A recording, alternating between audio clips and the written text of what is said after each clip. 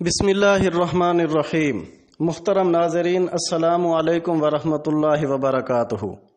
حال ہی میں اس دنیا فانی سے رحلت فرما جانے والے بزرگ عالم دین اور عالمی شہرت یافتہ خطیب حضرت قاری عبد الحفیظ فیصل آبادی رحمۃ اللہ علیہ اب ہم میں نہیں رہے، مگر آپ کی سریلی آواز اور بلبل کی سی نغمہ سرائی اب بھی ہمارے کانوں میں رس گھولتی نظر آتی ہے۔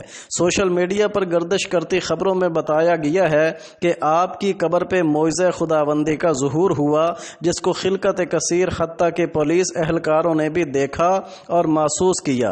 حضرات ناظرین، قبر سے خوشبو کا ظاہر ہونا اور قبر کا نور سے بھر جانا یہ کوئی نئی بات نہیں ہے۔ اس سے قبل ایسے متعدد واقعات تاریخ کا حصہ بن چکے ہیں۔